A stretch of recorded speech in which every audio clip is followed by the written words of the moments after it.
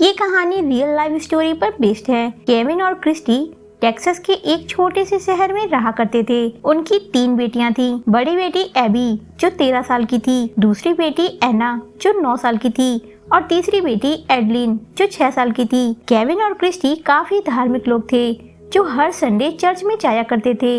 ये लोग गॉड में बहुत ज्यादा बिलीव करते थे और उनकी फैमिली काफी खुशहाल थी। एना अपनी बहनों के साथ रोज उछल कूद किया करती थी, जिसकी वजह से उसकी मॉम उसे लिटिल मंकी बुलाया करती थी। केविन वेटरनरी डॉक्टर था जिसने हर तरह के जानवरों के इलाज के लिए बहुत बड़ा हॉस्पिटल अभी हाल ही में ओपन किया था। एक रात एना को अचानक उल्टी आने लगती है, जिसे देख के उसकी मॉम को बहुत ज्यादा टेंशन होने लगती है, क्योंकि उन्हें पहले से ही नए बिजनेस की ज्यादा टेंशन थी और इसी दौरान उनकी बेटी की हालत खराब हो रही थी। अगली सुबह क्रिस्टी एना को हॉस्पिटल में ले जाती है। रास्ते में क्रिस्टी नोटिस करती है कि एना का पेट फूल रहा है, जिसकी वजह से उसकी जींस की बटन भी बंद नहीं हो रही थी। डॉक्टर एना के चेकअप के बाद उसके पेरेंट्स को बताते हैं कि एना के सारे रिपोर्ट्स नॉर्मल हैं। डॉक्टर कहते हैं कि हो सकता है एना को लैक्टोज इंटॉलरेंस हो, जिसकी वजह से उसके साथ ऐसा हो रहा हो। ये एक तरह की एलर्जी है जो डेयरी प्रोडक्ट से हुआ करती है।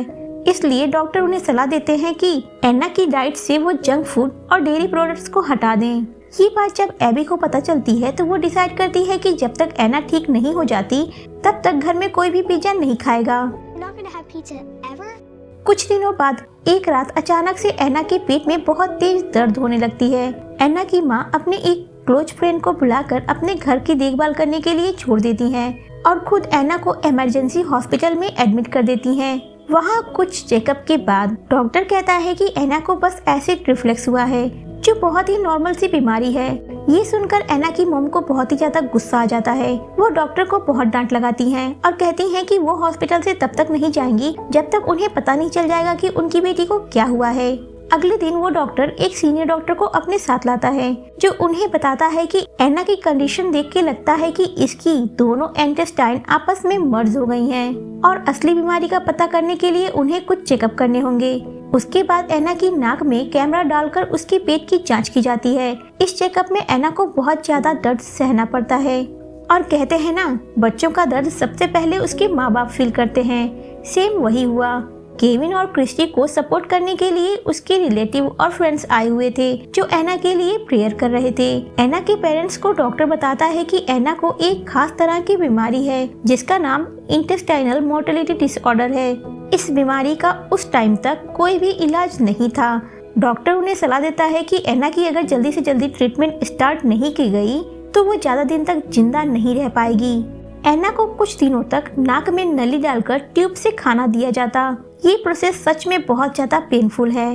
डॉक्टर क्रिस्टी और केविन को सलाह देता है कि वो अपने बच्चे को एक ऐसे स्पेशलिस्ट डॉक्टर के पास ले जाएं, जो स्पेशली बच्चों के ट्रीटमेंट के लिए जाने माने डॉक्टर हैं, जो बच्चों की कैंसर जैसी बीमारी का भी ट्रीटमेंट कर देते हैं। लेकिन उसके लिए उन्हें मेक्सिको में जाना होगा। एना के डैड पैसों की अरेंजमेंट करके एना को मेक्सिको भेजते हैं, लेकिन ये डॉक्टर, जिसका नाम डॉक्टर नर्को है, इनसे मिलने के लिए हफ्तों पहले अपॉइंटमेंट लेनी पड़ती है, चाहे कंडीशन कितनी भी सीरियस क्यों ना हो। क्रिस्टी कॉल पर कॉल करती रही, लेकिन उसे वेटिंग पर ही रखा गया।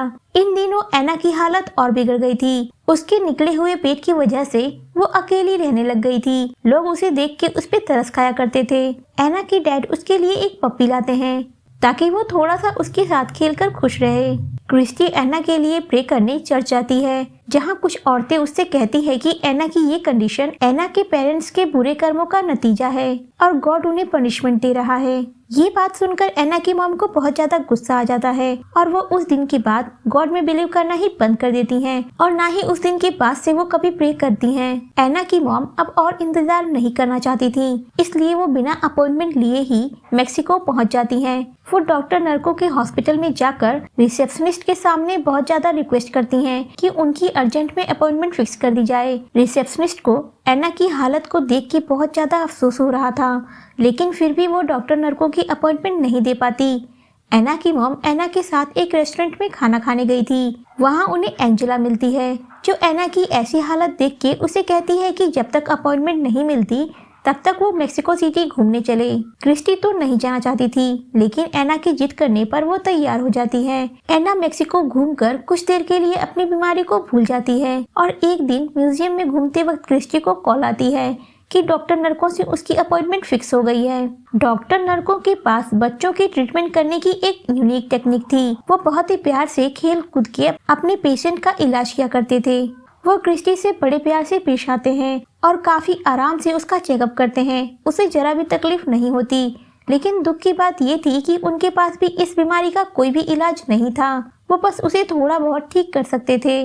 उस हॉस्पिटल में एना के पास एक कैंसर पेशेंट भी थी जिसका नाम हेली था। हेली कुछ दिनों में मरने वाली थी। उसके डैड उसकी बहुत ज्यादा देखभाल किया करते थे, लेकिन हेली ज्यादा दिन तक जिंदा नहीं रहने वाली थी और ये बात उसे बहुत अच्छे से पता थी। एक दिन हेली एना से पूछती है कि क्या उसे मरने से डर लगता है। एना कहती है कि उसे मरने से डर नहीं लगता, क्योंकि उसे लगता है कि हर वक्त गॉड उसके साथ रहते हैं। एना हेली को एक क्रॉस का लॉकेट देती है और कहती है कि गॉड अब उसके साथ भी हमेशा रहेंगे, जिसके बाद वो दोनों बहुत अच्छे दोस्त बन जाते हैं। लेकिन ये बात हेली के डैड को अच्छी नहीं लगती और वो क्रिस्टी से कहते हैं कि वो अपनी बेटी को समझा दें, वो हेली को ऐसे झूठे दिलासे ना दिया करे। क्रिस्टी कहती है कि वो तो बच्चे हैं, कुछ भी बोलेंगे, उसका इतना बुरा मानने की कोई जरूरत नहीं। लेकिन हेली के डैड उस वक्त बहुत ज्यादा ओवर रिएक्ट करते हैं। उसके बाद हम देखते हैं कि डॉक्टर कई दिनों तक एना का इलाज करते हैं और कई तरह की ट्रीटमेंट उस पर ट्राई करते हैं। वो अपनी तरफ से पूरी कोशिश कर रहे थे, लेकिन एना के इंटरनल ऑर्गन धीरे धीरे काम करना बंद कर रहे थे। एना अपनी बीमारी से इतनी ज्यादा टूट चुकी थी कि वो अपनी मॉम से कहती है कि अब वो मरना चाहती है। उसे किसी भी तरह से अब इस बीमारी से छुटकारा मिलना चाहिए। दूसरी तरफ एना के डैड अकेले अपनी दोनों बेटियों का ख्याल नहीं रख पा रहे थे और उन्हें बिजनेस में भी काफी ज्यादा लॉस हो रहा था। यहाँ तक एबी की स्कूल फी न भरने की वजह से उसकी पढ़ाई में भी रुकावट पड़ रही थी। वो अपनी बेटियों के साथ जब एयरपोर्ट पहुँचते हैं तो टिकट की पेमेंट करते टाइम उनके पास पैसे नहीं थे। वो पहले ही अपने 2 क्रेडिट कार्ड को दे चुके थे, जिसमें उन्हें बिल्कुल क्रेडिट नहीं मिला। फिर वो लास्ट कार्ड ट्राई करते हैं। उसी वक्त एना की छोटी बहन बोल पड़ी कि अगर हम लोग जल्दी वहाँ नहीं पहुँचे तो एना मर जाएगी। ये सुनकर कैशियर जब लास्ट कार्ड स्वाइप कर रहा था उस टाइम वो अपने सिस्टम को बंद कर देता है और केविन से कहता है कि सिस्टम में प्रॉब्लम आ गई है और उनका ट्रांजैक्शन हो गया होगा, वो लोग जा सकते हैं। केविन ये बात सुनकर समझ गया कि कैशियर उनकी हेल्प कर रहा है। नेक्स्ट सीन में हम देखते हैं कि एना अब हर वक्त रोती रहती है।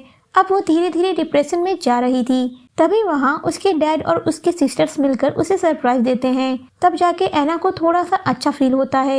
एना कुछ देर तक अपनी फैमिली के साथ खेलकर काफी खुश होती है। डॉक्टर ये देखकर एना को डिस्चार्ज कर देते हैं और कहते हैं कि अगर वो यहाँ रही तो उसका डिप्रेशन ज्यादा बढ़ जाएगा। इस वक्त उसके लिए बेस्ट ट्रीटमेंट उसकी फैमिली है। एबी जो एना की बड़ी बहन थी वो एना को अपने साथ खेलने ले जाती है। वो दोनों खेलते हुए एक बहुत पुराने पेड़ के ऊपर चढ़ने लगती हैं। एना की हालत ठीक नहीं थी, लेकिन फिर भी वो हार नहीं मानती और वो दोनों पेड़ के ऊपर चढ़ के एक डाल पर बैठ जाती हैं। तभी वो लोग देखते हैं कि वो डाल टूटने वाली है। एबी एना से कहती है कि वो इस डाल से पहले निकले क्योंकि वो छोटी है। एना उसे छोड़ के जाना नहीं चाहती थी, लेकिन एबी के जिद करने के बाद एना पहले ही आगे बढ़ने लगती है और जैसे ही वो आगे बढ़ती है पेड़ के बीच में एक बड़ा सा होल था जिसके अंदर वो गिर जाती है। वो पेड़ कम से कम 20 फीट ऊंचा था। एबी भागते हुए अपनी मॉम के पास जाती है, जिसके बाद उसकी फैमिली जल्दी से जल्दी हेल्प मंगवाती है। वहाँ दुनिया भर के एम्बुलेंस, फायर ब्रिगेड, मीडिया सब जमा हो जाते हैं। 3 घंटे बीत चुके थे। एना होश में नहीं आई थी। ये देख के न्यूज रिपोर्टर कहने लगते हैं कि शायद वो अब जिंदा नहीं होगी। इस बात को सुनकर एना की मॉम बहुत ज्यादा दुखी हो जाती हैं और वो रोते हुए उस पेड़ को पकड़कर प्रे करने लगती हैं, जिसके बाद उसकी पूरी फैमिली उसे ज्वाइन करती है। बहुत कोशिशों के बाद एना को उस पेड़ से निकाल लिया जाता है। एना जिंदा थी और जब डॉक्टर ने चेक किया तो पता चला कि एना को बहुत ही मामूली सी खरोंचियां आई हैं और वो पूरी तरह से फिट एंड फाइन है। ये बात बहुत ही अजीब थी कि 3 घंटों से ज्यादा बेहोश रहने के बाद भी उसे कुछ नहीं हुआ। यहाँ तक उसके सर में चोट तक नहीं आई। कुछ दिन बाद क्रिस्टी देखती है कि एना का पेट भी अंदर चला गया और वो पहले की तरह हेल्थी हो गई। उसके स्टमक में जो भी डिजीज थी वो पूरी तरह से ठीक हो गई। एना एक दिन अपनी मॉम से बताती है कि जब वो ट्री में गिरी हुई थी उसने अपनी बॉडी को देखा और वो उसके अंदर नहीं थी। तभी उसे वहाँ एक तितली नजर आई, जिसका पीछा करते हुए जब वो आगे बढ़ी तो उसे बहुत ही बड़ा जंगल नजर आया। और जब उसने जंगल को क्रॉस किया तो वो बादलों के बीच पहुंच गई। बादलों के बीच उसे गॉड की आवाज सुनाई दे रही थी। एना उन्हें देख तो नहीं पाई, लेकिन उन्होंने उसे कहा कि वो ठीक हो जाएगी, इसलिए वो ठीक हो गई। क्रिस्टी अगले ही दिन डॉक्टर से मिलने जाती है, जो उसे बताते हैं कि क्रिस्टी के सारी रिपोर्ट नॉर्मल है।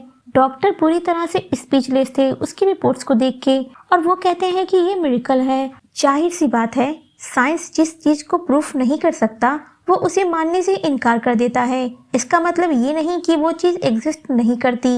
और मीडिया में जब ये बात आई तो लोग तरह तरह के सवाल करने लगे। क्रिस्टी उन्हें कहती है कि ये मिरेकल है, ये सब उनकी प्रेयर का नतीजा है जिन्होंने आज तक उनकी हेल्प की है। जैसे कि उसके डैड ने अपनी फेवरेट बाइक बेच दी, और वो क्रिस्टी का फ्रेंड जो सारे बच्चों को छोड़कर उससे मिलने आया। जब वो रिसेप्शनिस्ट के पास पहुंची थी तो रिसेप्शनिस्ट ने वहां तो मना कर दिया था, लेकिन उसने पर्सनली डॉक्टर नरको से रिक्वेस्ट की थी, जिसके बाद उसे जल्दी अपॉइंटमेंट मिल गई थी। और एंजेला, जिसने उनकी बहुत ही ज्यादा हेल्प की, एना ने एंजेला के लिए एक डॉल बनाई थी, जिसे देकर उसने थैंक्स भी बोला। एना की मॉम कहती है कि एना की इस प्रेयर को सक्सेस करने में उन सारे लोगों का हाथ है जिन्होंने उसकी किसी न किसी तरह से हेल्प की है। एक रिपोर्टर कहती है कि क्या सबूत है, जो ये कह रही है वो सच है। उस वक्त हेली के डैड वहीं पे मौजूद थे, और वो सबको बताते हैं कि कुछ दिनों पहले उनकी बेटी मर गई, जो सेम हॉस्पिटल में सेम रूम में थी। लेकिन एना की वजह से जब वो मरी तो उसे मरने से डर नहीं लग रहा था। एना की वजह से उसे एक होप मिली थी, जिसकी वजह से उनकी बेटी के आखिरी दिन काफी अच्छे बीते थे। उन्होंने एना की हालत को खुद देखा था। हेली के डेड की बात सुनने के बाद वहाँ के लोग क्रिस्टी के लिए चीयर करने लगते हैं। फाइनली पूरी फैमिली मिलकर महीनों बाद पिज्जा पार्टी करते हैं। एंड में हमें रियल फैमिली भी दिखाई जाती है, जिसके साथ सच में ये घटना हुई थी। और यहीं पर मूवी खत्म हो जाती है। कमेंट करके बताएं ये वीडियो कैसी लगी। Thank you.